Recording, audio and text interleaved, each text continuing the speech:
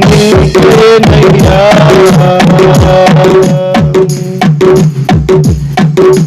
తండ్రి దేవా నీకేనయ్యా ఆరాధన స్తుతి ఆరాధన ఆరాధన స్తుతి ఆరాధన ఆరాధన స్తుతి ఆరాధన ఆరాధన స్తుతి ఆరాధన ఆరాధన స్తుతి ఆరాధన ఆరాధన స్తుతి ఆరాధన ఆరాధన స్తుతి ఆరాధన.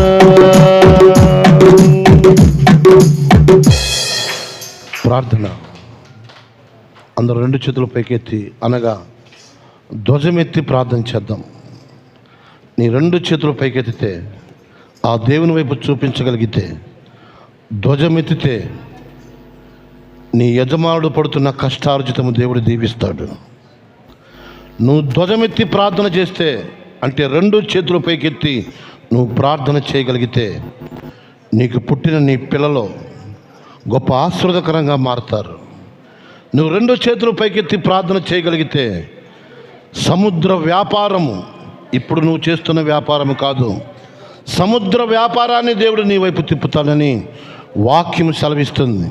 నీ రెండు చేతులు పైకెత్తినప్పుడల్లా విజయము దేవుడు నీకు చేకూరుస్తాడు. ఆ రోజు మోషే రెండు చేతులు పైకెత్తినప్పుడు అమాలేకీయుల మీద యెహోషువ యుద్ధాన్ని గెలిచాడు. మోషే చేతులు నొప్పి పుట్టి కిందకు దించిన ప్రతిసారి ఇశ్రాయేలు ప్రజలు ఓడిపోయారు. ఓడిపోవాలని కాసుంటే చేతులు దించు. గెలవాలి, విజయాన్ని సాధించాలి, నేను అనుకున్నది సాధించాలంటే తోడుగా అహరోను ఒక చెయ్యి, హూరు అనేటువంటి వ్యక్తి మరొక చెయ్యి పట్టుకొని ఆ చేతులకు సపోర్ట్ ఇవ్వటం ద్వారా మోషే పొద్దుగుకెంత వరకు చేతులు ఎత్తే ప్రార్థించాడు. ఆ చేతులు ఎత్తి ప్రార్థించినప్పుడు ఇశ్రాయేలు ప్రజలు అమాలేకీయుల మీద విజయం సాధించారు.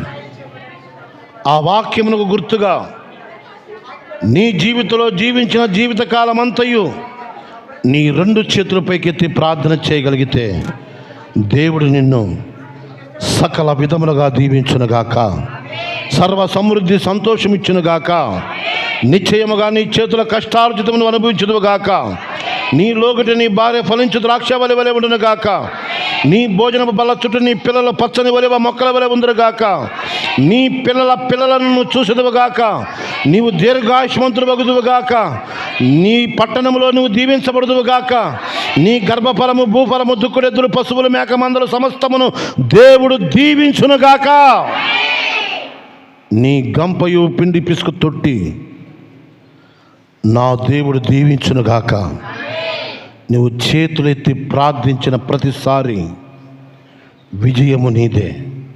ఇంతకాలం ఓడిపోవటానికి కారణం, ఇంతకాలం నీ బ్రతుకు దిగజారిపోవడానికి కారణం, ఇంతకాలం నీ జీవితంలో వ్యాపారంలో కానీ ఉద్యోగంలో కానీ దిగజారిపోవడానికి గల కారణం నీ రెండు చేతులు పైకెత్తి ప్రార్థన చేయకపోవటమే.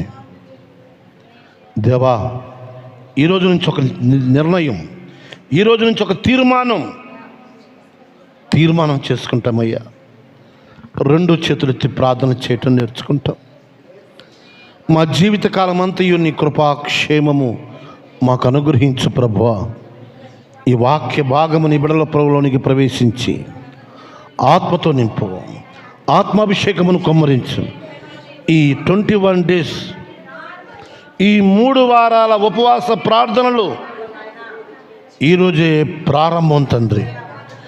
ఈరోజు ప్రారంభం 25వ తేదీ నుంచి ఈ ఉపవాస ప్రార్థన ప్రారంభం తండ్రి. తిరిగి ఆగస్టు 14వ తారీఖు రాత్రి ప్రభు ఈ ఉపవాస ప్రార్థన ముగించబడతాయి తండ్రి. ఇక రోజు జరిగేటువంటి ప్రార్థన అంతట్లో కూడా తోడే ఉండయ్యా. నీ కృపాక్షేమము నీ బిడ్డలకు దయచేయి, ఆత్మతో నింపు, ఆత్మాభిషేకమును కొమ్మరించు. ఒకవేళ మా ఇంటికి కానీ, కుటుంబానికి కానీ, పిల్లల మీదకి కానీ, అయ్యా మరి మా మీదకు కానీ రాబోతున్నటువంటి ఉపద్రవాలు, రాబోతున్నటువంటి శాపము, రాబోతున్నటువంటి రోగాలు, రాబోతున్నటువంటి సమస్యలు ఈ ఉపవాస ప్రార్థన ద్వారా తొలగిపోవునుగాక. నినివే పట్టణపు రాజు గోనె పట్ట కట్టుకొని ఊరంతా ప్రచారం చేశాడు. ప్రతి ఒక్కరూ గొర్రెలకు కానీ, ఎద్దులకు కానీ, పశువులకు కానీ ఏటికి మేత వేయకూడదు. ఈ ఉపవాస ప్రార్థన ముగించేంత వరకు దేవుని దగ్గర కూర్చొని నువ్వు ఒకటే నిర్ణయం, మా నినివే పట్టణం మీదకు రాబోతున్నటువంటి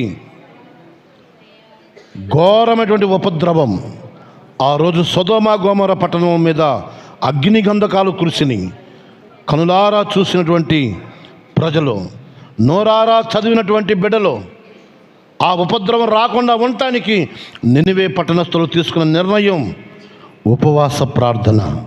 ఇప్పుడైనను మీరు ఉపవాసం ఉండి కన్నీరు విడుచుచు దుఃఖించుచు మనస్పూర్వకంగా తిరిగి నా యొద్దకు రండి, ఇదే యెహోవా వాక్కు అని వాక్యం సెలవిస్తుండగా ఉపవాసంతో నీ సన్నిధానమునకు వచ్చిన బిడలో ఒక్కసారి జ్ఞాపకం చేసుకో.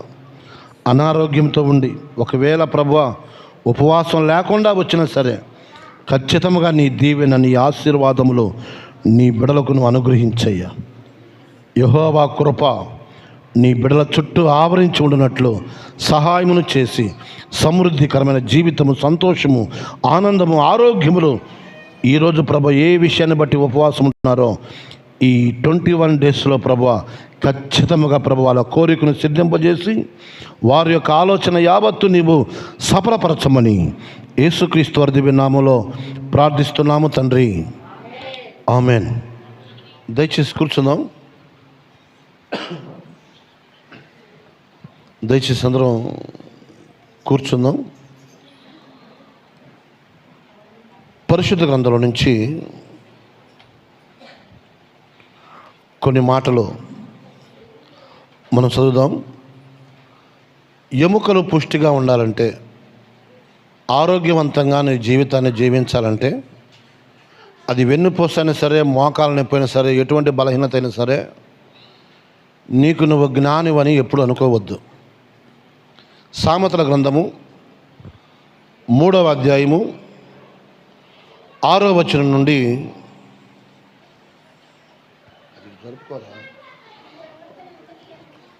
3వ అధ్యాయము 6వ వచనం నుండి 9వ వచనం వరకు ఒకరు లేచి నిలబడి వాక్యాన్ని చదవాలి. ఎవరు చదవగలరు? చదువుతా ప్రసన్న, నిలబడు. లైవ్ దించురా. అందరూ బైబిల్ తీయాలి. సామెతల గ్రంథము 3వ అధ్యాయము 6వ వచనం నుంచి 9వ వచనం వరకు చదువుదాం. నీ ప్రవర్తన అంతటి యందు ఆయన అధికారమునకు ఒప్పుకొనుము, అప్పుడు ఆయన నీ త్రోవలను సరళము చేయును. నేను జ్ఞానిని కదా అని నీవు అనుకొనవద్దు. యెహోవా యందు భయభక్తులు కలిగి చెడుతనమును విడిచిపెట్టుము, అప్పుడు నీ దేహమునకు ఆరోగ్యమును నీ ఎముకలకు సత్తువు కలుగును. ఈ చిన్ని వాక్యం దేవుడు దీవించును గాక. నీ రాబడి అంతటిలో ప్రథమ ఫలమును నీ ఆస్తి భాగమును ఇచ్చి యెహోవాను గణపరచుము. ఈ చిన్ని వాక్యం అంతే. ప్రార్థన చేయమని నిలబడి.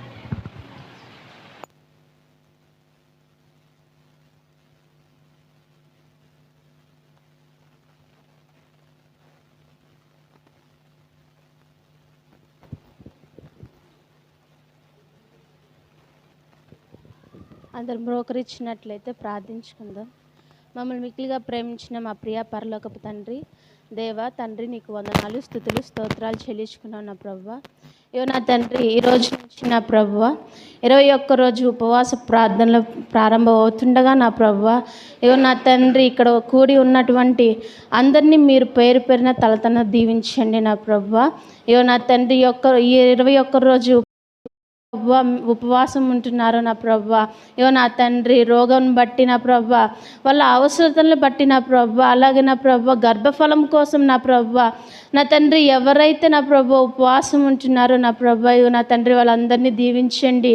అలాగే నా ప్రభువా ఉపవాస ప్రార్థనలో నా ప్రభువా సాతాను అడ్డగిల్లకుండా నా ప్రభువా, ఇవో నా తండ్రి నీతో నా ప్రభువా నీతో ఏకీభవించి నీతో నడిచే భాగ్యాన్ని మా అందరికీ దయచేయండి అయ్యా. అలాగే నా ప్రభువా, ఇగో నా తండ్రి చిన్న మందిగా కూడి మేము ఇక్కడ నీ నామాన్ని గణపరుస్తుండగా నా ప్రభువా మా మధ్య మీరున్నారని మేము నమ్ముచున్నామయ్యా. ఇగో నా తండ్రి వాక్యంలోకి వెళ్ళిచుండగా నా ప్రభువా, ఇగో నా తండ్రి మీ దాసుని ఏడంతల ఆత్మతో ఎత్తి పట్టుకున్న నా ప్రభువా మాకు అర్థమయ్యే రీతిలో నా ప్రభువా మాకు బోధించుటకు సహాయం దయచేయండి అయ్యా.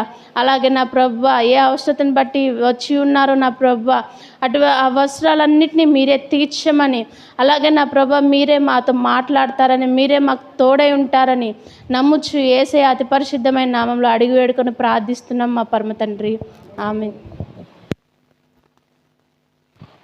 Praise the lord. అందరూ ఒకసారి గట్టిగా చప్పలు కొడుతూ ప్రభునామాన్ని ఘనపరచుదాం. బైబిల్ గ్రంథంలో చాలామంది ప్రవక్తలు ఉన్నారు. ప్రవక్తలు చాలా నీతిగా బ్రతికారు, నీతిగానే మరణించారు.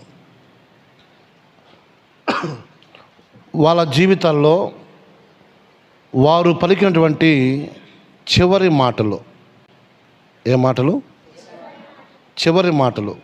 మన కుటుంబాల్లో కూడా పెద్దవాళ్ళు ఎవరైనా చనిపోయి ఉంటే వాళ్ళు చెప్పినటువంటి చివరి మాటలు మనకు ప్రతి క్షణం గుర్తుంటాయి, అవునా కాదా?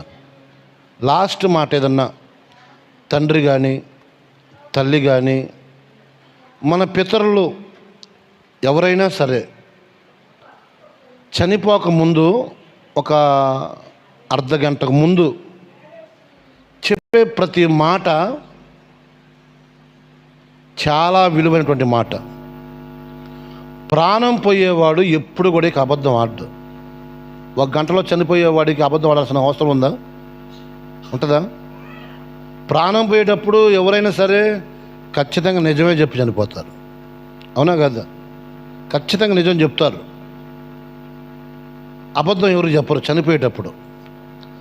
అయితే బైబిల్లో దావీదు బ్రతికినంతకాలం ఒక కింగ్ లాగా బతికాడు, మనందరికీ తెలుసు. బాలుడుగా ఉన్నప్పుడే గొల్యాతును చంపాడు,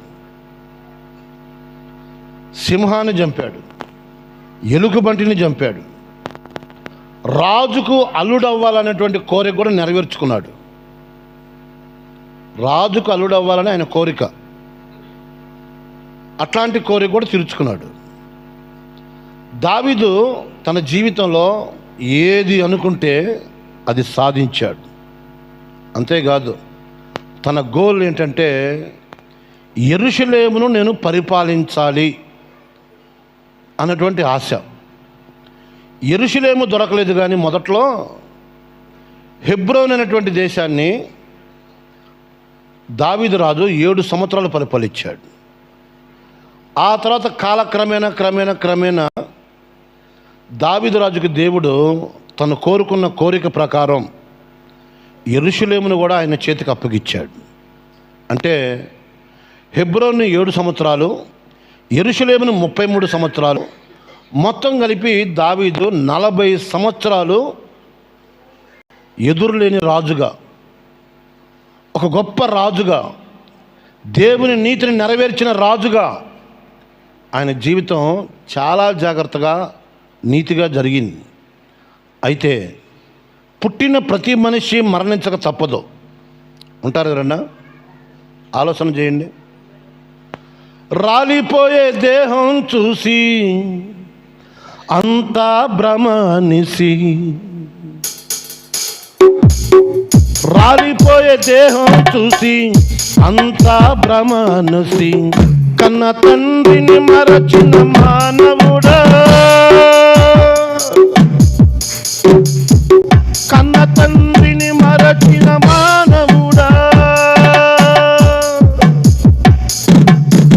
రాలిపోయే దేహం చూసి అంతా భ్రమనసి, హల్లెలూయా. ఈ దేహం ఎట్లాంటిది? నువ్వు రాజైనా, మంత్రి అయినా, అధికారమైనా, సీఎం అయినా, పిఎం అయినా, ఏదైనా ఈ దేహం ఏమవుతుంది? ఒకరోజు రాలిపోవలసిందే. ఒకరోజు రాలిపోవలసిందే. రాలిపోవటానికి ముందు దావీదు ఒక స్టేట్మెంట్ ఇచ్చాడు. చూడండి, 1వ రాజుల గ్రంథము 2వ అధ్యాయము 1వ వచనం నుంచి కొన్ని మాటలు చదువుదాం. మైక్ తీసుకొని కరెక్ట్గా చదవండి. 1వ రాజులు 2వ అధ్యాయము 1వ వచనం నుండి. దావీదునకు మరణకాలము సమీపింపగా. ఏ కాలం అంట? మరణకాలం. అంటే ఒక గంటలోనో చనిపోవడానికి సిద్ధంగా ఉన్నాడు. లాస్ట్ మాటలు ఈరోజు మీకు చెప్తున్నాను. భక్తుల యొక్క జీవితాల్లో చివరిగా వాళ్ళు ఏం చెప్పి మరణించారు, ఆ ప్రకారంగా మన పితరులు చెప్పినటువంటి ప్రకారంగా మనం బ్రతుకుతున్నామా? యేసు ప్రభు కూడా మరణించడానికి ముందు 7 మాటలు చెప్పి చనిపోయాడు. అవునా కాదా? వీరు ఏం చేస్తున్నారు? వీరు ఎరగరు కనుక వీరిని క్షమించు. మరి ఆ కన్న తండ్రి మనలను క్షమించమని చెప్పి చనిపోయాడు. మరి ఆ క్షమాపణ అనేది శత్రువుని క్షమించటం, శత్రువుని ప్రేమించటం. ఆ లక్షణాలు మరి మనలో కనిపిస్తున్నాయా? బాగా ఆలోచన చేయండి. ఇప్పుడు దావీదు కూడా ఒకటే చెప్తున్నాడు. తన కొడుకుని పిలిపించాడు. తన కొడుకు పేరు ఏం పేరు? సొలొమోనుని పిలిపించాడు. అరే, నేను చనిపోతున్నాను, చనిపోతూ నేను ఒక మాట చెప్తున్నాను, విలువైన మాట. ఈ విలువైన మాటను నువ్వు జీవితంలో తీసుకుంటే నువ్వు ఎక్కడ తిరిగినా, ఏ పని చేసినా ఆ దేవుడు నీకు తోడుంటాడు. ఎవరు? దేవుడు నీకు తోడుంటాడు. నాకు ఎలా తోడున్నాడో, మోషేకు ఎలా తోడున్నాడో, దావీదుకు ఎలా తోడున్నాడో, ఈరోజు దేవుడు నీకు కూడా తోడుంటాడు. హల్లెలూయా, హల్లెలూయా. చూడండి, బైబిల్ చదవండి ఒకసారి.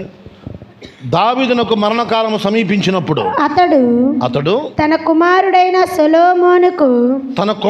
సొలొమోనుకు ఇలాగు ఆజ్ఞాపించెను. లోకులందరూ అయ్యా, లోకులందరూ పోవలసిన మార్గంలో నేను కూడా పోతున్నాను. కాబట్టి నువ్వు ధైర్యము తెచ్చుకొని. ఎక్కడికి వెళ్తున్నాడంట? ఎంతకి దావీదు ఎక్కడికి వెళ్తున్నాడంట? లోకులందరూ పోవలసిన మార్గం. పట్టుకొని వచ్చేవాళ్ళు ముసలోళ్ళు, వృద్ధులు, ఒక్కొక్కడు ఒక 1/2 కేజీ జిలేబీ తింటాడు. అది తింటూనే మళ్ళీ 5-6 చిలకలు తింటాడు. అవి తింటూనే మళ్ళీ ఒక 1/2 కేజీ మిక్చర్ తింటాడు. ఉన్నారా లేరా పెద్దోళ్ళు? పోటీ పడి తినేవాళ్ళు అప్పట్లో. స్వీటు ఇప్పుడు తినమంటే ఆడ తింటున్నారు. ఇప్పుడు కాస్త నోటికి తగిన అమ్మో షుగరు. అప్పట్లో ఉన్నటువంటి వృద్ధులు ఎక్కడికి వెళ్ళారు చెప్పండి? ఎక్కడికి వెళ్ళారు? లోకులందరూ పోవాల్సిన మార్గంలో మనం కూడా పోవాలి. ఉంటావా లేకపోతే వెళ్తావా? వెళ్ళాల్సిందేనా? ఉండాల్సిందేనా? ఎప్పటికైనా తప్పదు. ఇది ఎప్పటికైనా మరణం అనేది తప్పదు. ఆ మరణము సంభవింపక తలికే తండ్రిగా నేను ఒక మాట చెప్తున్నాను. బాధ్యత కలిగిన ఒక తండ్రిగా నేను నీకు ఒక మాట చెప్తున్నాను. సొలొమోను, జాగ్రత్తగా విను. లోకులందరూ పోవలసిన మార్గంలో నేను కూడా పోతున్నాను. కాబట్టి నువ్వు ధైర్యం తెచ్చుకొని. ఎట్లా ఉండాలి? ధైర్యం. ఎట్లా బ్రతకాలంట? ధైర్యం. వాళ్ళ నాన్న చూడండి ఎంత జాగ్రత్తగా కొడుక్కి చెప్పుకొని చనిపోతున్నాడో. దావీదు చనిపోతూ తన కుమారుడికి కొన్ని జాగ్రత్తలు చెప్పి చనిపోతున్నాడు. చివరి శ్వాస విడుస్తున్నాడు. కాబట్టి ఇప్పుడు దాకా నేను నీకు తోడున్నాను తండ్రిగా, కానీ నేను లేనని నువ్వు దిగులు పడద్దు. ఎట్లా ఉండాలట? ధైర్యంగా ఉండాలి. వాళ్ళ నాన్న కోరిక అది. సొలొమోను ఎలాగ ఉండాలంట? ధైర్యంగా ఉండాలట. ఈరోజు ఇక్కడ కూర్చున్న మనం, ఈ మాటలు వింటున్నటువంటి నువ్వు ఎలా ఉండాలి? ధైర్యంగా ఉండాలి. అది రోగం కానీ, సమస్య కానీ, అప్పులు కానీ, ఇబ్బందులు కానీ, నువ్వు దేనికి భయపడద్దు. నువ్వు దేనికి భయపడద్దు. సొలొమోను, నువ్వు జ్ఞానం అని అనుకుంటున్నావు, కరెక్టే. దేవుడు నీకు జ్ఞానాన్ని ఇచ్చాడు. నువ్వు జ్ఞానినివి కదా అని నువ్వు అనుకోవద్దు. నీ ప్రవర్తన అంతటి యందు దేవుని అధికారానికి పుట్టిన ప్రతి మనిషిలో జ్ఞానవంతుడు ఎవరయ్యానంటే ఎవరైనా చెప్తారు. సొలొమోను కంటే జ్ఞానవంతుడు ఎవరు లేరు.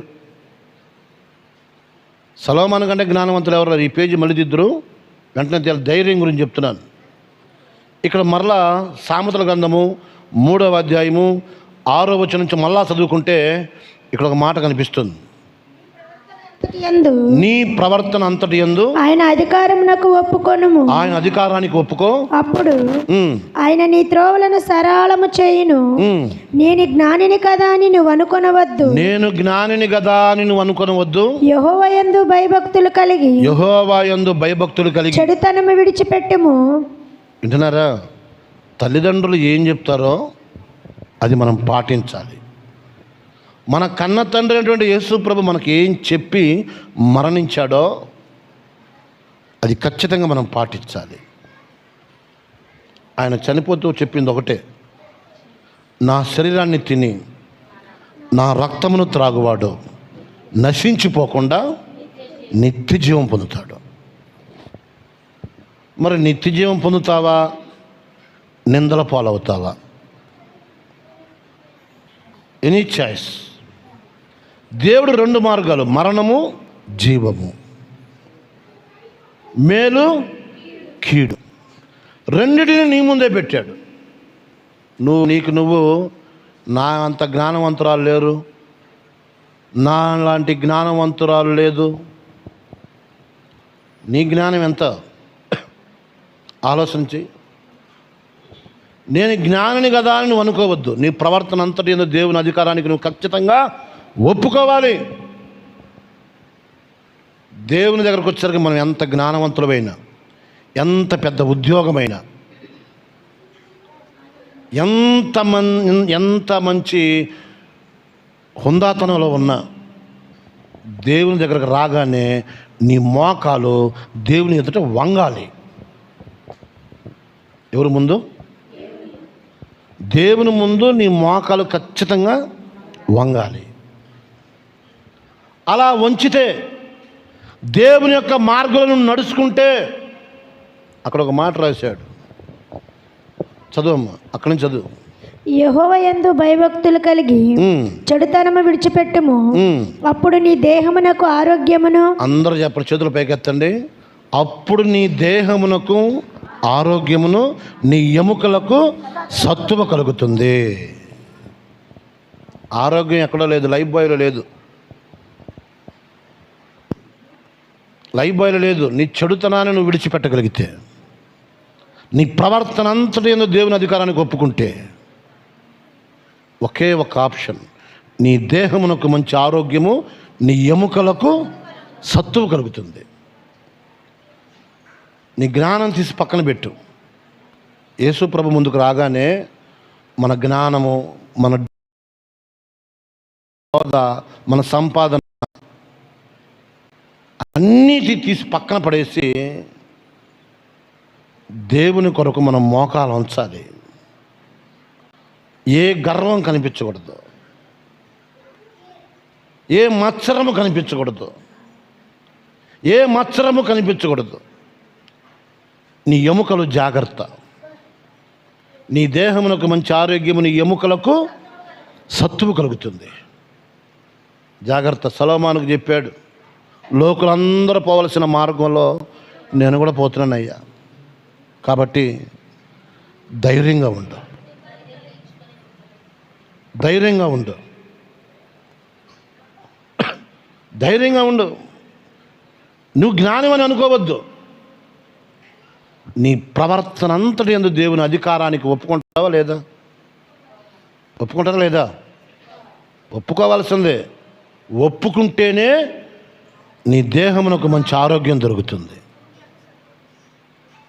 బాగా గుర్తుపెట్టుకోండి. ఎన్ని మందులు ఆడినా చూడండి, ఒక వచ్చిన రోగానికి డాక్టర్ గారు రోజు విన్నట్లు మీ చెవులోకి వెళ్ళాలి ఈ మాట, గంటకు ఒక టాబ్లెట్ వేయాలి. వేయకపోతే చనిపోదామనంటే ఏం చేస్తారు చెప్పండి? గంటకి వేస్తారా ఏదా? సరే పగలంటే వేస్తావు, నైట్ ఆ గంటకు ఆ టాబ్లెట్ కడుపులోకి వెళ్ళకపోతే చనిపోతావని డాక్టర్ గారు చెప్పాడు. పగలంటే వేస్తావు, ఒకరోజు రాత్రి అంటే వేస్తావు నిద్ర మానుకో. రెండో రోజు దేవుడు కాపు కాయకపోతే నీ డబ్బు నిన్ను రక్షించదు. దేవుడు కాపు కాయకపోతే ఏ ట్యాబ్లెట్ పనిచేయదు. బాగా గుర్తుపెట్టుకోండి. ట్యాబ్లెట్ల దగ్గరే ఇంత జాగ్రత్తగా వేసుకుంటుంటే రోజు క్రమం తప్పకుండా, మరి దేవునితో ఎలా ఉండాలి మనం? ఆరోగ్యాన్ని ఇచ్చే దేవుడు, ఎముకలకు సత్తువునిచ్చే దేవుడు. ప్రియమైన దేవుని యొక్క వాక్యం సెలవిస్తుంది. కాబట్టి ఒకటే చెప్తున్నాడు, చనిపోతూ ధైర్యం తెచ్చుకోయా. తర్వాత నిబ్బరంగా ఉండు.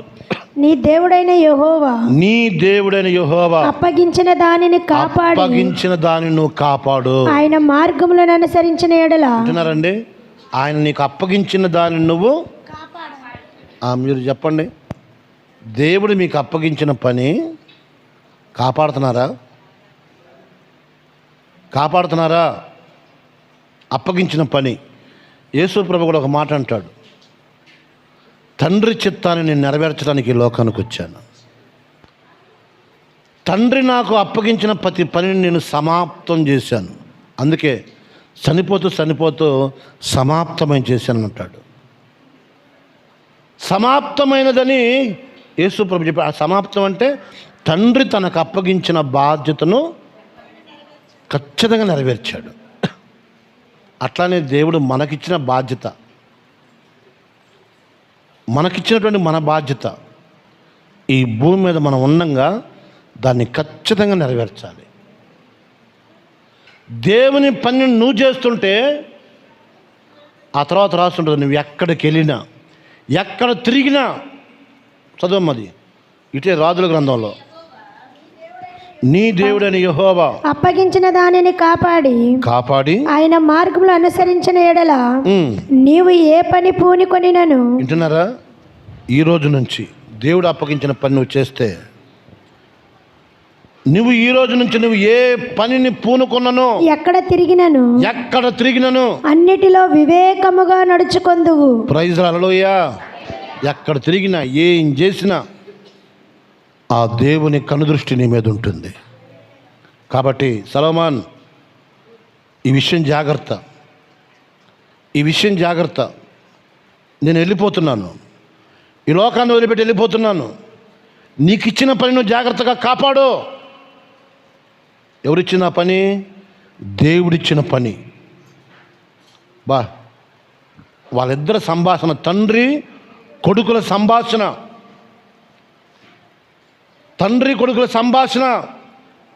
తండ్రి చనిపోవడానికి సిద్ధంగా ఉన్నాడు, ఇక గంటలో చనిపోతాడు. చనిపోతూ లాస్ట్లో పలికినటువంటి మాట సొలొమోను హృదయాన్ని గుచ్చుకుంది. మరి కన్న తండ్రి అయినటువంటి యేసు ప్రభు నీ కొరకు నా కొరకు సిలువలో వేలాడుతూ ప్రాణం పోయే స్థితిలో ఆయన పలికిన 7 మాటల గురించి మరి నువ్వేం ఆలోచిస్తున్నావు?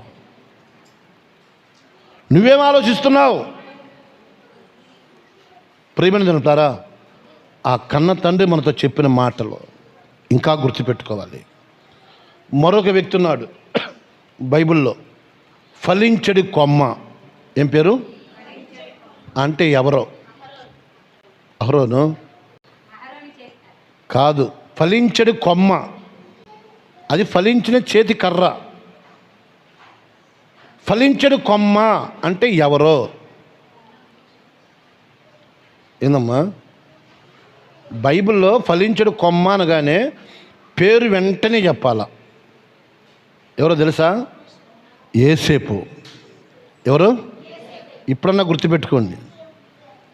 ఫలించడు యేసేపు అంటే ఫలించడి కొమ్మ అంటే అర్థం ఏంటి తెలుసా? కొన్ని చెట్లు వేరుతో సహా పీక్కుని వేరే చోట భూమిలో పాతి పెడితే అవి చిగురిస్తాయి. అవునా కాదా?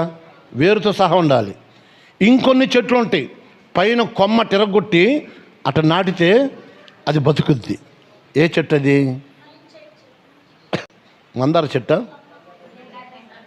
మందార చెట్టు కొమ్మ ఇరగంగానే వేరే చోట బాతినా బతికిద్ది, దానికి వేరే అవసరంలా. అట్లానే యేసేపు ఐగుప్తులో ఫలించాడు, ఏమీ లేకపోయినా. విరవబడిన కొమ్మ తీసుకెళ్ళి అక్కడ వేసినా కూడా అక్కడ కూడా ఫలించాడు. అందుకని అతన్ని ఫలించడి కొమ్మ అన్నారు. ఇతడు ఐగుప్తు దేశాన్ని రాజుగా పరిపాలించాడు. ఇతను కూడా పరిపాలిస్తూ తన టైం అయిపోయింది. చివరికి చనిపోతూ చూడండి, బైబిల్ ఆది కాండము 50వ అధ్యాయము 22వ వచనం. యేసేపు అతని తండ్రి కుటుంబపు వారును ఐగుప్తులో నివసించి యేసేపు 110 సంవత్సరములు బ్రతికెను కదా. అబ్బా, ఎన్ని సంవత్సరాలు బతికారంట? నిండా 100 ఏళ్ళు కాదు, ఇంకొక 10 సంవత్సరాలు ఎగస్ట్రానే బతికాడు. యేసేపు బ్రతికిన కాలం 110 సంవత్సరాలు. యేసేపు మీ అందరూ తెలుసా? ఎవరి కొడుకు? యేసేపు ఎవరి కుమారుడు? యాకోబు కుమారుడు. అబ్రహాంకి మనవడు, ఇస్సాకు కూడా మనవడు. మరి తల్లి పేరు ఏం పేరు? రాహేలు. యాకోబు రాహేలుకు పుట్టినటువంటి మొట్టమొదటి బిడ్డ యేసేపు. యేసేపుని తీసుకెళ్ళి అన్నలో గోతులో వేశారు. ఆ తర్వాత తీసి మరలా ఐగుప్తులకు అమ్ముకున్నారు. ఐగుప్తు దేశంలో పొతీఫరు భార్య నింద వేసి జైలుకు పంపించారు. ఆ జైల్లో నుంచి బయటకు వచ్చిన తర్వాత యేసేపు 2వ రాజుగా సింహాసనం ఎక్కాడు. ఆ తర్వాత ఐగుప్తు దేశాన్ని పరిపాలించాడు. బాగానే ఉంది. ఈ పుట్టినవాడు మరణించక తప్పదు, చనిపోవటం ఖాయం. చనిపోక మునుపు వాళ్ళ హృదయంలో ఉన్నటువంటి కోరికలు, వారు చెప్పిన మాటలు ఈరోజు నేను మీకు మన సంఘానికి గుర్తు చేస్తున్నాను. యేసేపు మొత్తం నిండు వృద్ధాప్యంలో తన కోరిక ఒకటి ఉంది. ఏంటంటే అతడు ఎక్కడున్నాడు? ప్రస్తుతానికి ఐగుప్తులో ఉన్నాడు. ఐగుప్తులో నేను చనిపోతే ఐగుప్తులో నన్ను పాతి పెట్టకూడదు.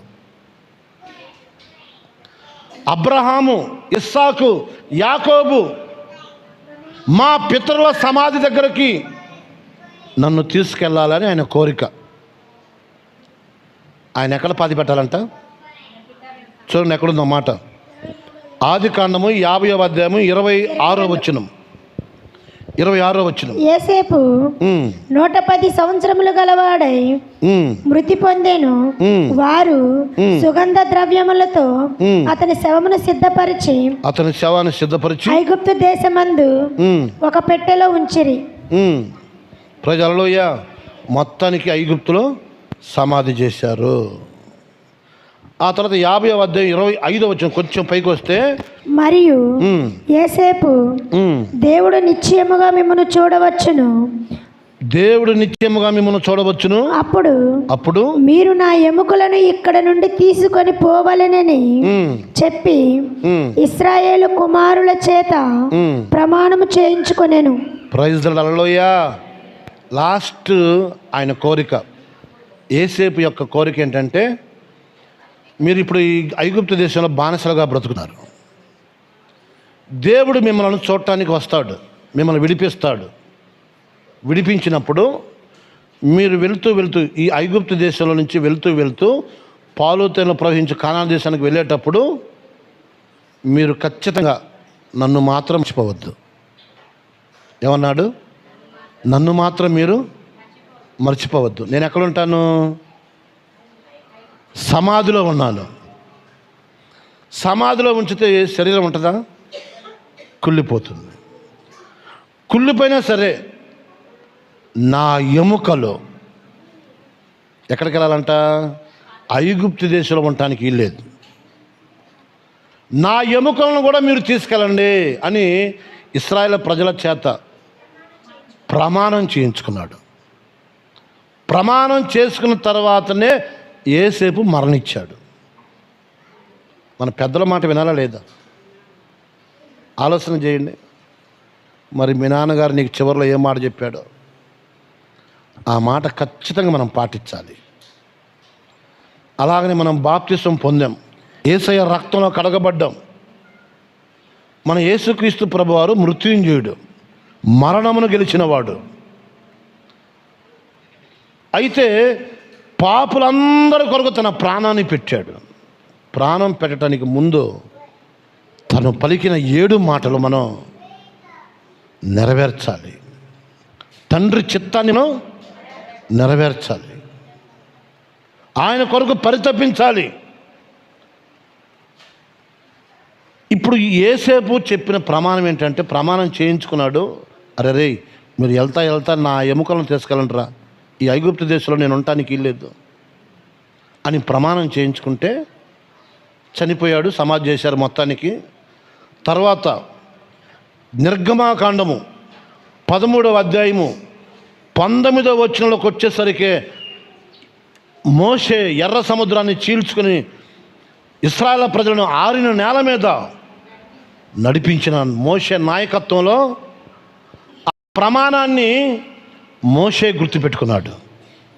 ఎప్పుడైనా సరే పెద్దవాళ్ళ మాటను మనం ఎప్పుడైతే గౌరవిస్తామో, వాళ్ళ అడుగుజాడలో నడుస్తామో, అప్పుడు దేవుడు మోషేని కూడా దీవించాడు.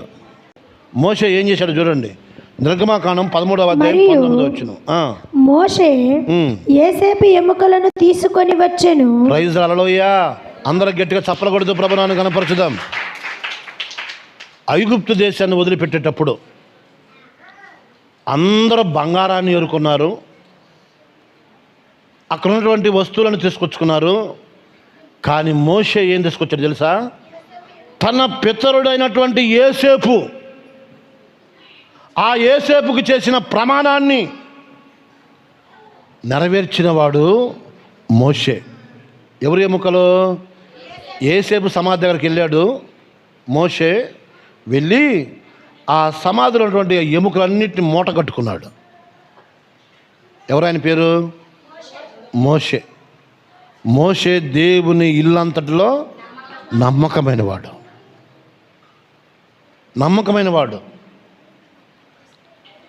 ఆ ఎముకలన్నిటినీ మూట కట్టుకున్నాడు, సంచి తగిలిచ్చాడు. ఆ ఎముకలు ఐగుప్తు దేశం నుంచి బయలుదేరి ఎర్ర సముద్రాన్ని దాటిని. మనుషులే కాదు, యోసేపు యొక్క ఎముకలు. యోసేపు ఎంత దేవుని భక్తిపరుడైతే ఆ ఎముకలు చూడండి మోషే భుజానికి వచ్చినాయి. ఎంత భక్తిపరుడైతే మీ అందరూ తెలుసు. యోసేపును పాపం చేద్దాం రమ్మని పొతీఫర్ భార్య బతలాడుతుంటే, సొక్కా పట్టుకొని గుంజుతుంటే, ఆ పాపాన్ని అక్కడే వదిలిపెట్టి యోసేపు ఏం చేశాడు? పారిపడి. ఎవరి కోసం పరిగెత్తాడు? దేవునికి భయపడి. నీతిగా బ్రతికితే చనిపోయిన తర్వాత కూడా నీ ఆశలు దేవుడు నెరవేరుస్తాడు. చనిపోయేది మనిషే, కానీ మనిషి చేసిన ప్రార్థన తన పిల్లలకు ఒక ప్రాకారంగా ఉంటుంది. బాగా గమనించండి. ఏం చెప్పి ఇప్పుడు నేను మీకు, చనిపోయేది మనిషే కానీ వాళ్ళ ప్రార్థన చనిపోదు. ప్రార్థన ఎప్పుడు చనిపోదు. ఆ ప్రార్థన, నువ్వు చేసే ప్రార్థన 3 తరాలు, 4 తరాలు, 1000 తరాల వరకు. ఎన్ని తరాల వరకు? 1000 తరాల వరకు నీ ప్రార్థన నీ మన వల్ల సంతానం అంతటిని ప్రాకారంగా కాపాడుతూనే ఉంటుంది. ప్రార్థన పవర్లు అంత ఉంది, శక్తి. కాబట్టి యేసేపు ఎప్పుడు చేశాడో ప్రార్థన, మరి తన గురించి, తన ఎముకల గురించి తను అప్పటికి కూడా తన వాళ్ళకి, ఇశ్రాయేలు ప్రజలకు చెప్పుకొని ప్రమాణం చేయించుకొని మరణించాడు. ఆ మరణం తర్వాత సమాధికి చేర్చబడ్డాడు. అయితే కొన్ని వందల సంవత్సరాల తర్వాత మరలా సమాధిని ఓపెన్ చేశారు. ఓపెన్ చేసిన వ్యక్తి ఎవరో? మోషే. ఎముకలను మూట కట్టింది ఎవరో? ఎవరు భుజానికి వచ్చినాయి? మోషే భుజాల మీద నుంచి ఎక్కడికి వచ్చినాయి? ఎర్ర సముద్రం. పూరేళ్ళు తిన్నారు,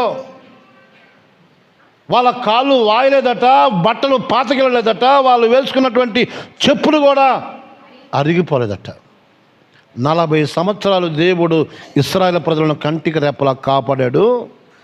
ఆ 40 సంవత్సరాలు మోషే దగ్గర ఏమన్నాయి చెప్పండి?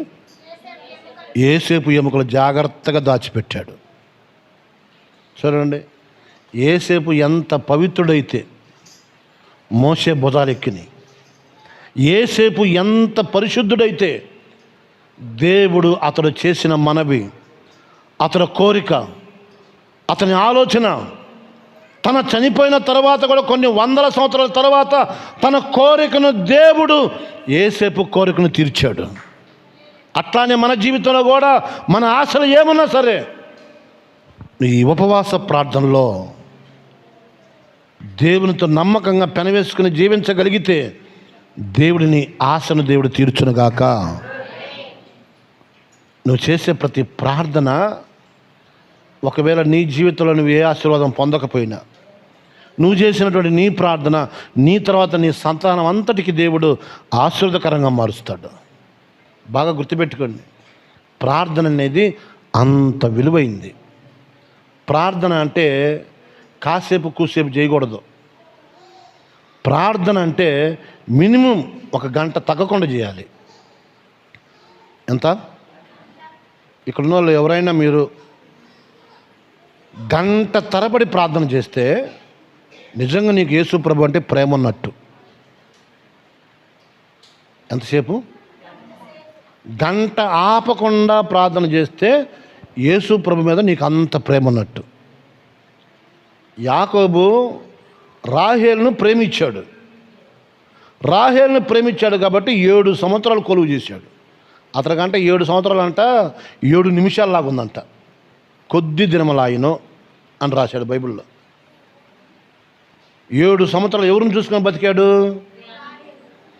పెళ్ళిగాల రాహేలు మొహం చూడటం, గుటకల మింగటం. ఎవరు మొహం చూడటం? ఎవరామె? ప్రేమించిన అమ్మాయి. ప్రేమించిన దానికోసమే 7 సంవత్సరాలు కొలువు చేశాడు. ఆ తర్వాత ఆయన దొరికిందా? అనుకున్న అమ్మాయి దొరకలా, ఇంకొక అమ్మాయి దొరికింది. మొత్తానికి తగాద పెట్టుకున్నాడు, గొడవ పెట్టుకున్నాడు వాళ్ళ మామ లాభంతో.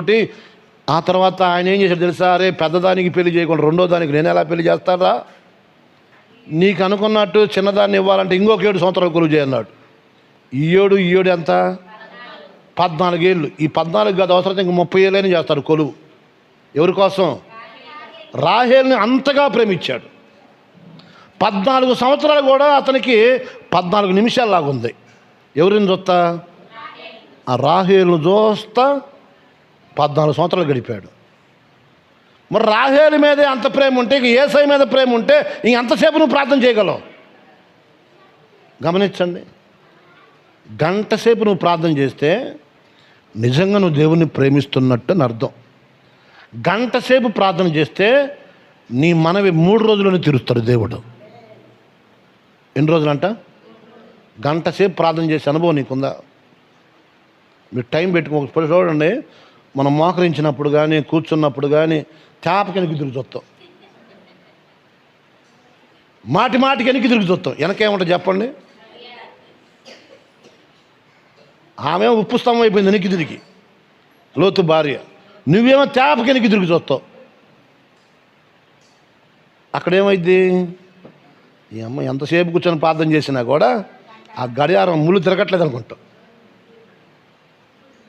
ప్రార్థన చేసేటప్పుడు ముళ్ళు తిరగదు, గుర్తుపెట్టుకోండి. ప్రార్థన చేసేటప్పుడు ముళ్ళు తిరగదు, ఆ విషయం బాగా గుర్తుపెట్టుకోండి. అందుకని మీరు వెనక్కి తిరిగి గడియారం కలిసి అసలు చూడొద్దు. లేకపోతే కళ్ళు మూసుకొని కాస్త తెరిచి ఫోన్ నొక్కి టైం ఎంత ఉందని చూడొద్దు. బాగా గుర్తుపెట్టుకోండి. ఒక అర్ధగంట సేపు మీరు ప్రార్థనలో మునిగితే అర్ధగంట చాలు, లేకపోతే పావు గంట చాలు. ప్రార్థన నడిపింపులకు రాగానే కళ్ళు తెరిచి చూడగానే టైం నీకు తెలియకుండా వెళ్ళిపోయింది, పక్కకి గంట దాటిపోయింది, మీకు తెలియదు. ఆ విషయం బాగా గుర్తుపెట్టుకోవాలి. ఈ విషయం చాలా ప్రాముఖ్యమైనది. ఆయన 14 సంవత్సరాలు ఉంటే నువ్వు ఒక గంటల తరబడి దేవుని ప్రేమించలేవా కూర్చొని? ఆ మనమిని దేవుడు ఖచ్చితంగా ఆలకిస్తాడు. సరే, ఇప్పుడు ఏసేపు ఎముక ఎక్కడికి వచ్చినాయి? సేనాయి పర్వతం అంతా తిరుగుతున్నాయి, అటు ఇటు తిరుగుతున్నాయి. తిరిగి మోయాబు మైదానానికి వచ్చారు 40 సంవత్సరాల తర్వాత. వచ్చిన తర్వాత మోషే చూశాడు, కానాను దేశాన్ని చూశాడు. యేసయ్య ఎలమంట వాళ్ళ లోపలికి అన్నాడు. అంటే యేసుప్రభు ఏమన్నాడు చెప్పి తెలుసా? ద్వితీయోపదేశ కాండము లాస్ట్ అధ్యాయంలో ఉంటుంది. ద్వితీయోపదేశ కాండము 34వ అధ్యాయము 5వ వచనం ఉంటుంది. చదవమ్మా. యెహోవా సేవకుడైన మోషే యెహోవా మాట చొప్పున. ఆగండి, అందరూ నాకలు చూడండి. ఏం చేయమంటావు అని అడిగాడు మోషే. దేవుడు అన్నాడు, అయ్యా నేను వెళ్ళమంటావు లోపలికనంటే దేవుడు అంటున్నాడు, ఇంక నువ్వు వెళ్ళొద్దు. మరి ఏం చేయమంటావు? ఇంకా చనిపో, ఇక్కడే చనిపో అన్నాడు. అంతే. చనిపోమ్మంది ఎవరిని? మోషేని చనిపోమ్మన్నాడు. యెహోవా మాట చొప్పున మోయాబు మైదానంలో మోషే అక్కడికక్కడ కుప్ప కూలిపోయి చనిపోయాడు. దేవుడు చావమంటే చావాలి, బతకమంటే బతకాలి. మన బ్రతుకులు అయ్యి నీకు సొంత ఆప్షన్ ఏం లేదు. నేను బతకాలనేటువంటి కోరిక నీకు కాదు ఉండాల్సింది, దేవుడికి ఉంటుంది. దేవుడికి తెలుసు నిన్ను ఎంతకాలం బతికియాలో, ఎంతకాలం ఉంచాలి. నువ్వు ఎంత మోసేవైనా, ఎంత ప్రార్థన పరుడువైనా, కంటికి కనబడుతుంది పాలు తేనెలు ప్రవహించు కానాను దేశం, వాగ్దాన భూమి కనిపిస్తుంది. ఎల్లమంటవయ్యా అని అంటే వద్దురా నాయన చనిపో అన్నాడు. చనిపోతానని తెలుసు కదా మోషేకి. మోషే చనిపోతూ ద్వితీయోపదేశ కాండం 34వ అధ్యాయం 9వ వచనంలో మోషే తన చేతులను నూను కుమారుడైన యెహోషువ మీద ఉంచి ఉండెను కనుక అతడు జ్ఞానాత్మ పూర్ణుడాయెను. కాబట్టి ఇశ్రాయేలీయులు అతని మాట విని యెహోవా మోషేకు ఆజ్ఞాపించినట్లు చేసిరి. Praise the lord. ఈ మొత్తానికి ఇప్పుడు మోషేలో ఉన్నటువంటి పవర్, మోషే చేతులు ఎవరి చేతిలో పెట్టి చనిపోయాడు అంటే మనిషి మారాడు. ఇప్పుడు ఐగుప్తులో ఎముకలు తీసిందేమో మోషే, ఇప్పుడు ఆ ఎముకను చేర్చవలసిన చోటుకి చేర్చలేదు. మోషే చేర్చవలసిన చోటుకి చేర్చలేదు, మధ్యలోనే చనిపోయాడు. ఎవరు మాట చొప్పున? చనిపోయేటప్పుడు అంట మోషే అనుకున్నాడంట, నేను ఎలా చేస్తాను? దుష్టిమాన్యం తగ్గలేదు, ఒంటికి సత్తువా తగ్గలేదు. ఎలా పోతానయ్యా? ఆరోగ్యంగా ఉన్నా. వెంటనే లబ్డబ్ అనుకుంటుకునే గుండె సప్పున ఆగిపోయింది. ఆరోగ్యంగా ఉన్నగానే అప్పుడు దాకా బాగానే ఉన్నాడు, అప్పుడు దాకా సంతోషంగా తిరిగాడు, అప్పుడు దాకా హుషారుగా ఉన్నాడు, వాగ్దాన భూమికి చేరుకుంటున్నాం అనుకున్నాడు. పుట్టుక్కుని చచ్చిపోయాడు పాపం. కానీ బాధ్యత యెహోషువకు వచ్చింది. యెహోషువ ఇప్పుడు ఈ ఎముకలు తీసుకున్నాడు. పాపం ఆయన కూడా ఆ ఎముకలు మోసాడు. ఎవరి ఎముకలు అవన్నీ? యేసేపు యొక్క ఎముకలు. మన పితరులు మనకు అప్పగిచ్చిన దాన్ని మనం కాపాడాలి. వాళ్ళు చెప్పిన మాట ప్రకారం మనం బ్రతకాలి. అబ్రహాము విశ్వాసులకు తండ్రి, ఆయన పోలిక చొప్పున మనం బ్రతకాలి.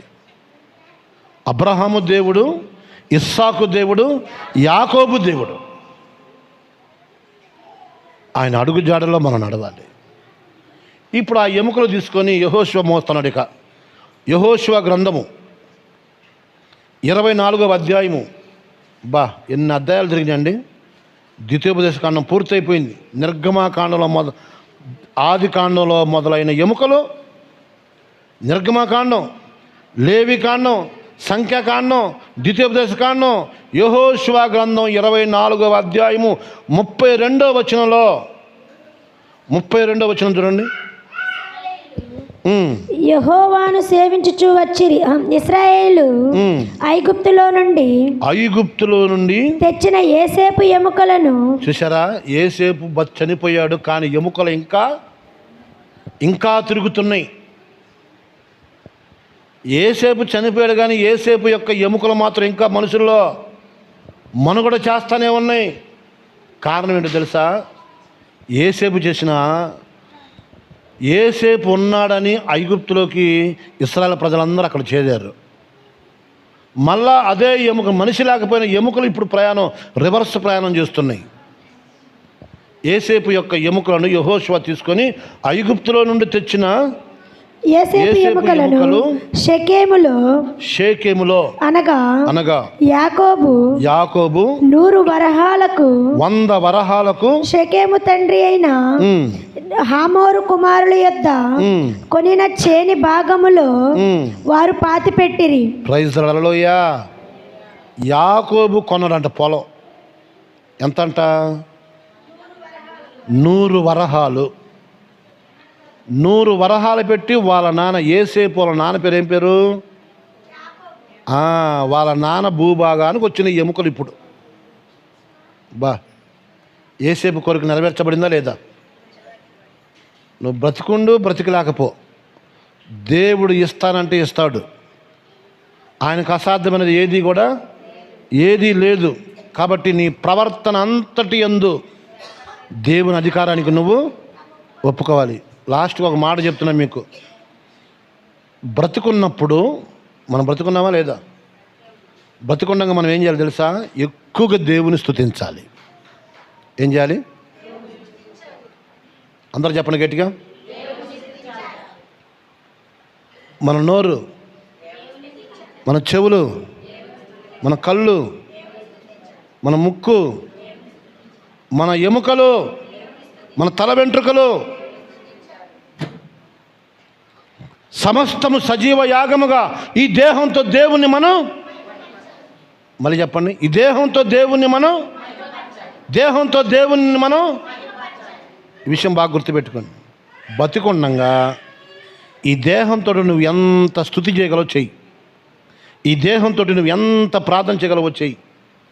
ఈ దేహాన్ని దేవుడు ఇచ్చాడు కాబట్టి, దేహమే దేవుని ఆలయం కాబట్టి, ఈ దేహంతో నువ్వు ఎంత వాక్యం చదవగలవో అంత చదువు. బాగా గుర్తుపెట్టుకోండి. ఎంత వాక్యం చదవగలవో అంత చదువు. ఆ వాక్యం అనేది నీ ఎముకలకు పట్టాలి. దేనికి పట్టాలి? ఆ వాక్యం అనేది నీ హృదయానికి పట్టాలి. అసలు వాక్యం లేకుండా, ప్రార్థన లేకుండా, స్తుతించకుండా నీ శరీరము అసలు ఉండకూడదు. బాగా గుర్తుపెట్టుకోండి. ఎందుకు చెప్తున్నానంటే ఈ మాటలు, బాగా స్తుతించి ప్రార్థించి బాగా వాక్యం చదివి ఏదో ఒకరోజు చనిపోతాం. చనిపోయిన తర్వాత మన బాడీ మట్టిలోకి వెళ్ళిద్ది. స్తుతించడం అలవాటు నేర్పాం కదా. నేర్పామా నేర్పలేదా? ఎవరికి? దేహానికి స్తుతించడం నేర్పాం కదా. ఎముకలంట భూమిలో ఉండి దేవుని స్తుతించాయి అంట. ఏం చెప్పా? ఎముకలు భూమిలో ఉండి దేవుని స్తుతిస్తాయట.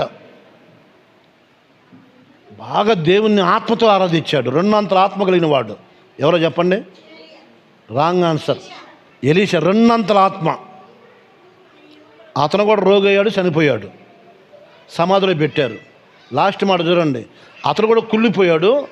ఆ సమాధిలో ఉన్నటువంటి ఎముకలంట లోపల ఉన్నాయట, చిన్న మొక్కలు, చిన్న మొక్కలు. చూడండి బైబిల్ 2వ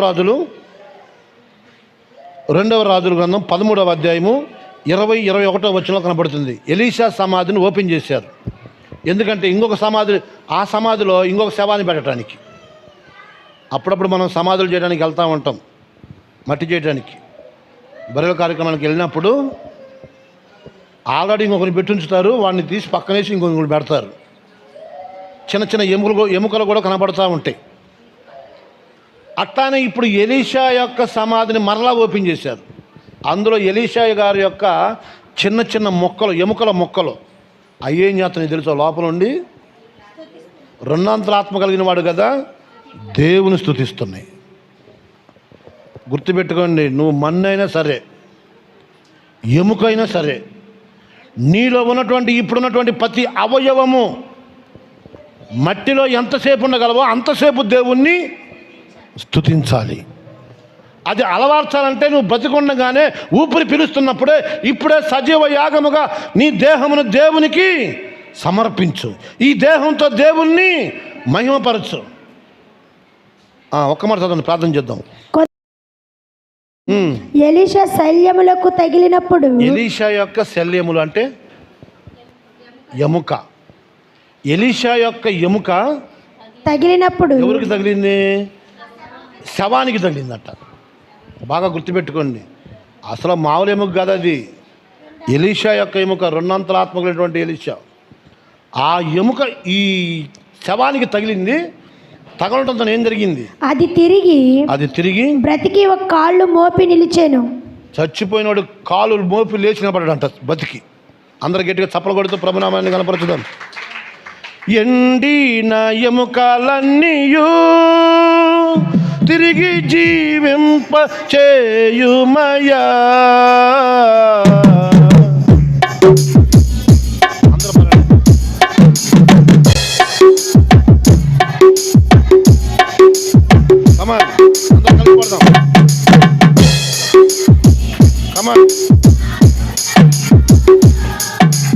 ప్రవహింపచేయుమయ్యా. ఎండిన ఎముకలన్నీయు తిరిగి జీవింపచేయుమయ్యా. ఎండిన ఎముకలన్నీయు తిరిగి జీవింపచేయుమయ్యా. జీవనదిని నా హృదయములో ప్రవహింపచేయుమయ్యా. ప్రేమ నదిని నా హృదయములో ప్రవహింపచేయుమయ్యా. యెహెజ్కేలు ప్రవక్తను తీసుకెళ్ళి దేవుడు ఒక లోయలో దించాడు. లాస్ట్ మరి జాగ్రత్తగానండి, లోయలో దించాడు. ఆ లోయలో ఏమున్నాయి తెలుసా? అన్ని ఎముకలే. ఏమున్నాయట? యెహెజ్కేలు ప్రవక్త అంటే యెహెజ్కేలు గ్రంథం 37వ అధ్యాయం 1వ వచనం ఉంటుంది. మీరు ఇంటికి వెళ్ళినా చదువుకోండి. 37వ అధ్యాయం 1వ వచనం ఉంటుంది. అక్కడి నుంచి అందరూ నగలు చూడండి, చెప్పుకునే టైం లేదు. ఎముకల మీద నిలబెట్టాడు. ఎవరిని? దేవుడు కూడా ఈ భూమి చాలా ఉంది, కానీ నన్ను ఎక్కడ నిలబెట్టాడు చెప్పండి? మీరు నిల్చున్నా కాడ ఒక ఆమె వచ్చిద్ది, ఇది మా మామ సమాధానం ఇద్ది. ఇంకొక ఆమె వచ్చింది, మా ఆయన సమాధానం కానిది. ఇవన్నీ ఏంటి? భయంకరమైన సమాధులు ఇవన్నీ. పగలు చూస్తే రేతులు కల్లా ఖచ్చితంగా వచ్చింది. అట్లాంటి ప్లేస్ ఇది ఒకప్పుడు. కానీ దేవుడు ఏం చేశాడు? ఎముకల మీద దేవుడు మనల్ని నిలబెట్టాడు. ప్రైజ్ హల్లెలూయా. ఇప్పుడు యెహెజ్కేలు ప్రవక్త కూడా ఈ ఎముకల మీద నిలబెట్టాడు. ఎముకలను ప్రవచింపమన్నాడు దేవుడు. ప్రవక్తని ప్రవచించాడు. ఎక్కడెక్కడ పడిపోయిన ఎముకలు పొర్రెలు అన్నీ కూడా ఒక్కసారిగా ఆయన ప్రవచిస్తే, ప్రార్థన చేస్తే ఆ ఎముకలన్నీ వచ్చి టక సౌండ్ తోటి మొత్తం ఏకమైపోయినట్ట. ఏకమైపోయి వాటికి చర్మం పట్టి జీవం పోసుకొని గొప్ప సైన్యంగా నిలబెట్టాడట దేవుడు. అందరూ చప్పలు కొడుతూ ప్రభునామాన్ని గణపరచుదాం. దేవుడు ఈ హెప్సిబా ప్రార్థనా మందిరాన్ని ఒక గొప్ప సైన్యంగా నిలబెట్టును గాక. ఈ వాక్య భాగం మన జీవితంలో నెరవేర్చబడును గాక. అలాగనే మన దేహము, చర్మము కావచ్చు, కన్ను కావచ్చు, పన్ను కావచ్చు, ఎముక కావచ్చు, ప్రతి అవయవానికి ఏం పట్టాలి? కారం పట్టడానికి మొక్కలను కోసి కారం పెట్టేలా ఫ్రై చేస్తారు కదా. మన బాడీ కూడా వాక్యాన్ని పట్టించాలి. ఈ బాడీకి కూడా ప్రార్థన పట్టించాలి. ఈ బాడీని దేవుని స్తుతించడానికి వాడబడాలి. ఎలీషా యొక్క శరీరం ఎలా ఉందో, ఎలీషా యొక్క ఎముకలు ఎలా ఉన్నాయో భూమిలో, అలా మన ఎముకలు కూడా దేవుని స్తుతించునుగాక. ప్రార్థన చేద్దాం, తలలు ఉంచుదాం. అందరం కూడా ప్రార్థన చేద్దాం. ఎవరు ప్రార్థన చేయగలరు? పుట్టినరోజా? త్వరగా రండి.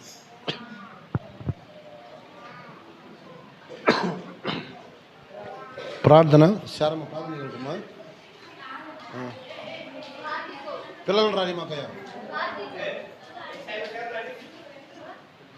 ప్రార్థన చేయమ్మా.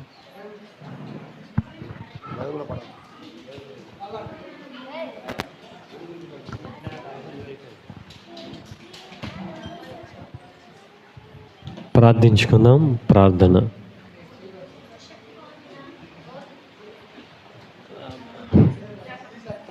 ప్రేమగల తండ్రి, దయగల దేవా, యేసయ్య నీ కొందనాలు, నీకు స్తోత్రాలు. మహాదేవుడవు, ఆశ్చర్యకరుడవు, ఆలోచనకర్తవు, నిత్యుడవు తండ్రివి అయ్యా. ఇప్పటి వరకు ఈ ప్రార్థన ప్రారంభం నుంచి ముగింపు వరకు మీ తోడుంచినందుకు మీకు స్తోత్రాలయ్యా. ఈ 21 రోజు ఉపవాస ప్రార్థన ఎవరైతే ప్రభు ఏకీభవించి ప్రభువారు ఈ ఉపవాస ప్రార్థనలో ఉండాలని ఆశపడి నీ బిడ్డలు ఎవరైతే వచ్చి ఉన్నారో వారందరినీ ప్రభు పేరు పేరుని తలతలన మీరు ఆశీర్వదించి బలపరచి వారి కుటుంబాలకు వీరు ఆశీర్వాదకరంగా ఉండటకు మీరు అలాంటి కృపను అనుగ్రహించమని ప్రభు, అలాగని ఇప్పటి వరకు చెప్పబడిన వాక్యము మా జీవితాలలో నీరు కట్టి ఫలించి అభివృద్ధి పొంది ప్రభు పరలోకంలో ప్రభు నివసించలేనంత గొప్ప స్థలాన్ని మాకు ఇవ్వబోతున్నామని మేము నమ్ముచున్నాము ప్రభు. ఆ వాక్యంతో మా జీవితాలను కట్టుకొని ప్రభు అలాగనే ప్రభు మా జీవితాలను ముందుకు నడిపించుకునే గొప్ప భాగ్యాన్ని మీరు దయచేస్తున్నారని నమ్ముచు ప్రార్థిస్తూ ప్రభు, మొదటి రోజు ప్రార్థన కొడుకుల మీరు తోడున్నందుకు మీకు స్తోత్రాలు.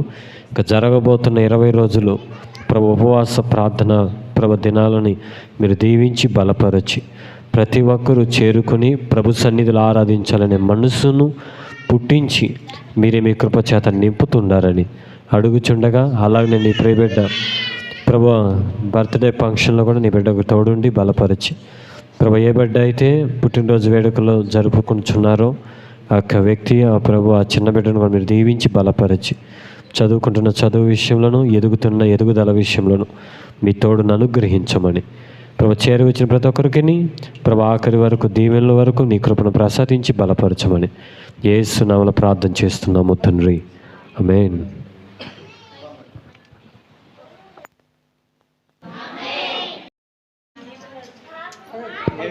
హల్లెలూయా. Happy birthday to you, happy birthday to you, happy birthday to you జాకపు, happy birthday to you. May greetings to you, many greetings to you, many greetings to you Jacob, happy birthday to you, happy long life to you, happy long life to you, happy long life to you Jacob, happy birthday to you, happy birthday to you, happy birthday to you, Happy birthday to you, Jacob. Happy birthday to you.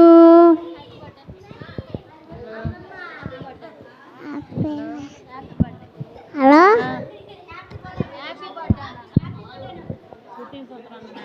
తోటి తోట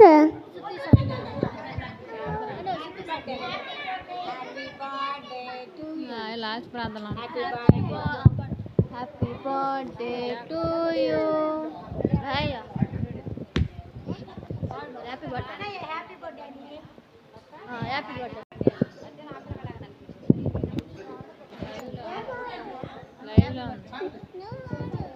happy birthday to you. ప్రార్థన.